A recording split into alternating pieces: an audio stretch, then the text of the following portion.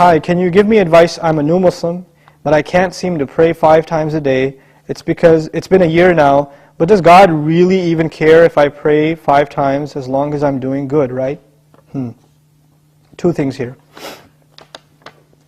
There are actually 2 statements which are 2 different problems in the question. The first problem is, Bismillah wa salatu wa salam ala Rasulillah. The first problem is, I can't pray 5 times a day. I can't do it. Now, I don't believe you. Whoever said I can't do it, I don't believe you. You know why? Because I believe Allah.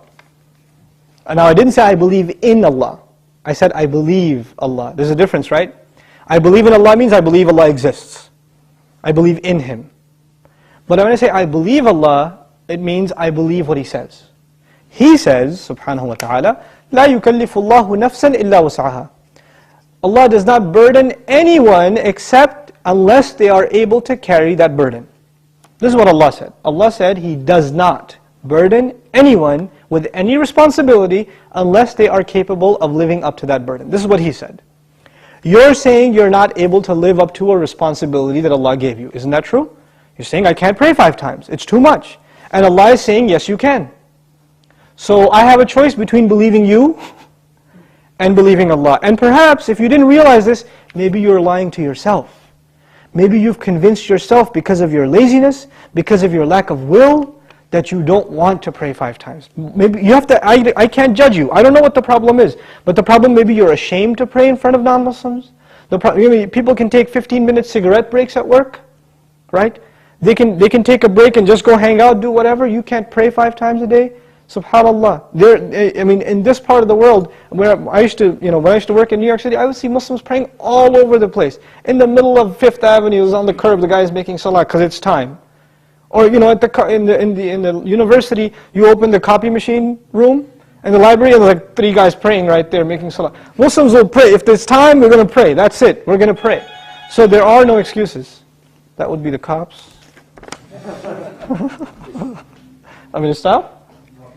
All right. Okay. So that's the first thing. Allah said you can. If Allah gave this burden upon you, and He did in fact, then you can. Convince yourself of that. And rely on Allah, He'll make it easy for you. The second question is, does He really care? Does He even care if I pray or not? Now this question is actually more about, does He need my prayer or not? You're forgetting that the prayer isn't for Allah. It's for you. It's not for Allah. If all the people in the world, all they did with their life was pray to Allah, it would not make Him any richer.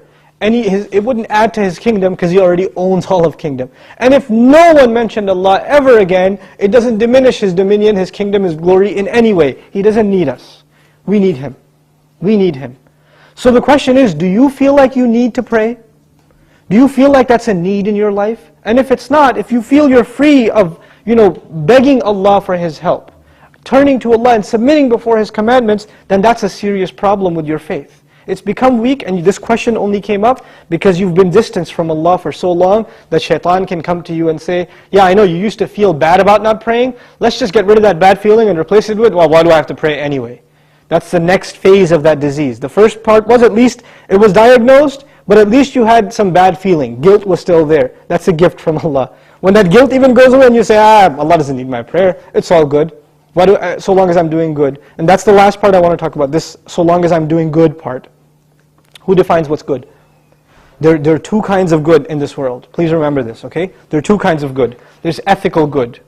I'm good to my neighbor. I'm honest at work. I'm nice to people. I don't steal. I don't cheat. These are ethics, basic ethics, right? That everybody, I tell the truth. I'm honest. I pay my taxes, blah, blah, blah. These are ethical truths, okay?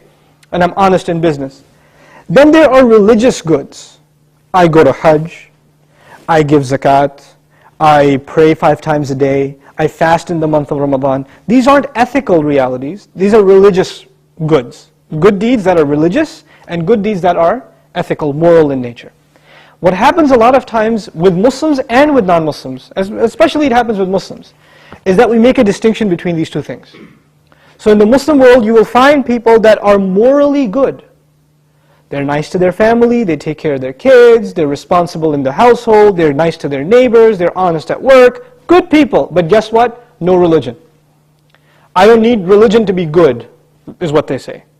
And on the other extreme, you have people that pray, go to Hajj, give zakah, have a long beard, dress in a very religious garment, and yet terrible to their family, cheating people in business, highly immoral and unethical. So what's happened is we have separated the two dimensions of goodness. Moral goodness, ethical goodness, and religious goodness. What Allah does in the Qur'an is fuses them together in the ayah, this one ayah, it's called Ayatul Bir, the ayah of goodness. What does it mean to be good? If you study that ayah, it is a combination of two things. It's a combination of ethical principles like fulfilling your promises, being patient, perseverant, and also religious goodness, establishing the prayer, giving the zakah, right? So it's a combination of both of those things in one place. So if you think you are in a position to define what good is, most likely you're sticking to moral goodness. And you're undermining religious goodness, like the rituals that Allah taught us. But what Allah wants is for us to have both at the same time. This is when a person is truly good. Otherwise, you're not really good.